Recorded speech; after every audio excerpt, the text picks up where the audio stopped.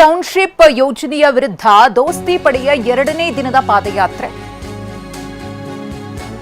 Bidadi ಬಿಜಿಎಸ್ನಿಂದ nice ರೋಡ್ವರೆಗೆ ಪಾದಯಾತ್ರೆ. ನಿಖಿಲ್ ಕುಮಾರಸ್ವಾಮಿಯವರ ನೇತೃತ್ವದಲ್ಲಿ ಪಾದಯಾತ್ರೆ. 2ನೇ ದಿನದ ಪಾದಯಾತ್ರೆಗೆ ಎಚ್.ಡಿ. ದೇವೇಗೌಡರು ಚಾಲನೆಯನ್ನ ನೀಡಿದರು. ಗಮನಿಸ್ತಾ ಇದ್ದೀರಿ, ಮಾಜಿ ಪ್ರಧಾನಿ ಎಚ್.ಡಿ. ದೇವೇಗೌಡರು ಆಗಮಿಸಿದಂತಹ ಸಂದರ್ಭ ಇದು. 2ನೇ ದಿನದ ಪಾದಯಾತ್ರೆ. ಈ ಪಾದಯಾತ್ರೆಗೆ ದೇವೇಗೌಡರು ಚಾಲನೆಯನ್ನು ಕೊಟ್ಟಿದ್ದಾರೆ.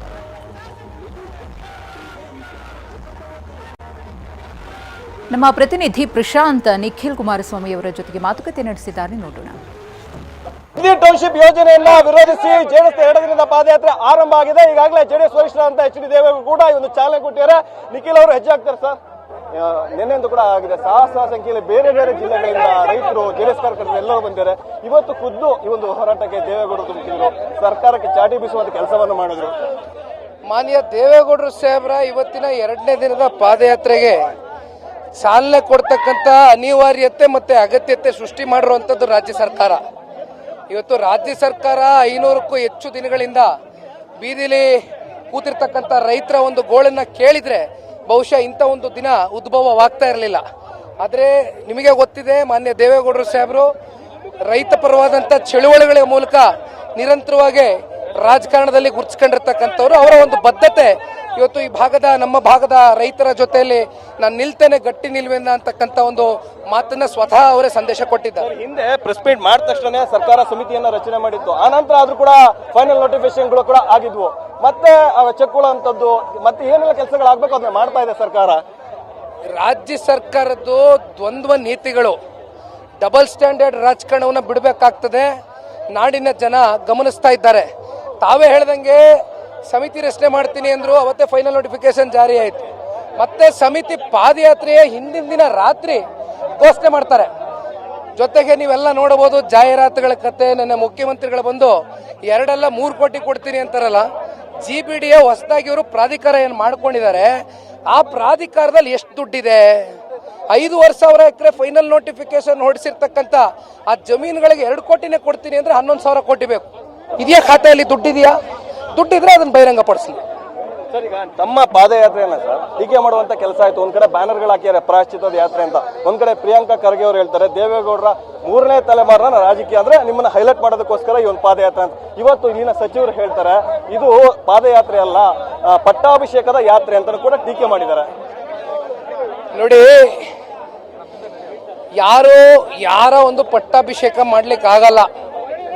ಯಾವುದೇ ಒಬ್ಬ ಯುವಕ ಹಿನ್ನೆಲೆ ಇಲ್ಲದೆ ಇದ್ರೂ ಕೂಡ ಒಂದು ರೈತ ಕುಟುಂಬದಲ್ಲಿ ಜನಿಸಿ ದೇಶದ ಪ್ರಧಾನಮಂತ್ರಿಯ ಉತ್ತಂಗ ಸ್ಥಾನಕ್ಕೆ ಹೋದಂಥವ್ರು ದೇವೇಗೌಡರು. ಯಾರು ಕೂಡ ಯಾವುದೋ ಕುಟುಂಬದಲ್ಲಿ ಹುಟ್ಟುಬಿಟ್ಟಿದೀವಿ ಅಂದ್ಬಿಟ್ಟು ಅವ್ರಿಗೇನು ಜನ ಆಶೀರ್ವಾದ ಮಾಡಿಬಿಡೋದಿಲ್ಲ. ನಾವು ಯಾವ ರೀತಿ ಜನರ ಪರವಾಗಿ ಧ್ವನಿಯಾಗಿ ಅವರ ನೋವುಗಳಲ್ಲಿ ಭಾಗಿತ್ವವನ್ನು ವಹಿಸಿ ನಾವು ಯಾವ ರೀತಿ ಸ್ಪಂದಿಸ್ತೀವಿ, ಅದರ ಆಧಾರದ ಮೇಲೆ ಇವತ್ತು ಜನ ಯಾರನ್ನ ಆರಿಸ್ಬೇಕು, ಯಾರನ್ನ ಮನೆ ಕಳಿಸ್ಬೇಕು ಅಂತಕ್ಕಂಥ ತೀರ್ಮಾನ ಮಾಡ್ತಾರೆ. ಇಂಥ ಮಾತುಗಳನ್ನ ಬಿಟ್ಟು ಇಂಥ ಮಾತುಗಳನ್ನ ಬಿಟ್ಟು ಮೊದಲು ಈಗಾದ್ರೂ ಬಂದು ರೈತರ ಕಷ್ಟ ಕೇಳಲಿ, ಇಲ್ಲ ಶಾಂತಿಯುತವಾದಂತ ಪ್ರತಿಭಟನೆ ಮಾಡ್ತಾ ಇದೀವಿ. ಇದಿಷ್ಟು ಕೂಡ ನಿಖಿಲ್ ಕುಮಾರಸ್ವಾಮಿ ಅವರ ಮಾತುಗಳು. ಕ್ಯಾಮರಾ ಪರ್ಸನ್ ಮುತ್ತು ಜೊತೆ ಪ್ರಶಾಂತ್, ಟಿವಿ9 ರಾಮನಗರ. ಇನ್ನು ಮತ್ತೊಂದೆಡೆ ಬಿಡದಿ ಯೋಜನೆಯ ಬಗ್ಗೆ ಸಿಎಂ ಡಿ.ಕೆ. ಶಿವಕುಮಾರ್ ಅವರು ವಿಡಿಯೋ ಹೇಳಿಕೆಯನ್ನ ರಿಲೀಸ್ ಮಾಡಿದ್ದಾರೆ. ಏನ್ ಮಾತನಾಡಿದ್ದಾರೆ ನೋಡೋಣ.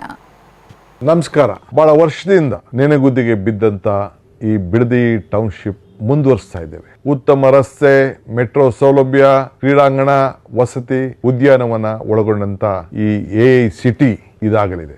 ಯುವಕರ ಉದ್ಯೋಗ, ರೈತಾಪಿ ಜನರಿಗೆ ಉತ್ತಮವಾದಂತ ಒಂದು ಬದುಕು, ಬೆಂಗಳೂರು ದಕ್ಷಿಣ ಜಿಲ್ಲೆಗೆ ಒಂದು ಹೊಸ ರೂಪವನ್ನ ಕೊಡುವುದೇ ಈ ಗ್ರೇಟರ್ ಬೆಂಗಳೂರು ಅಥಾರಿಟಿಯ ಯೋಜನೆ. ಜಮೀನ್ ಕೊಡುವ ರೈತರಿಗೆ ಉತ್ತಮವಾದಂತ ಬೆಲೆ ಕೊಡಲು ನಮ್ಮ ಸರ್ಕಾರ ಬದ್ಧವಾಗಿದೆ. ಇಂದಿನ ಸರ್ಕಾರ ಕೇವಲ 25 ಲಕ್ಷ ರೂಪಾಯಿ ಮಾತ್ರ ಎಕರೆಗೆ ನಿಗದಿ ಮಾಡಿತ್ತು.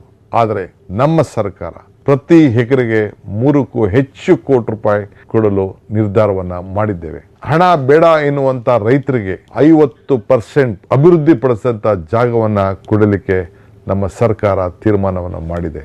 ಈ ಯೋಜನೆಗೆ ಜಮೀನು ಬೇಡ ಅನ್ನೋರಿಗೆ ಯಾರಿಗೂ ಕೂಡ ಒತ್ತಾಯವನ್ನ ಮಾಡಲಿಕ್ಕೆ ನಾವು ತಯಾರಿಲ್ಲ. ಇಂದಿನ ಸರ್ಕಾರ ರೆಡ್ ಝೋನ್ ಇರಬೇಕು ಅಂತೇಳಿ ಏನು ಆದೇಶವನ್ನ ಮಾಡಿದೆಯೋ ಅದನ್ನೇ ಮುಂದುವರಿಸ್ತೇವೆ. ಯಾರಿಗೆ ಅಭಿವೃದ್ಧಿ ಬೇಕೋ ಸರ್ಕಾರ ಜೊತೆಗೆ ಸಹಕಾರ ಕೊಡಿ. ನಿಮ್ಮ ಅಭಿಲಾಷದಂತೆ ನಾವು ಕೈ ಜೋಡಿಸ್ತೇವೆ.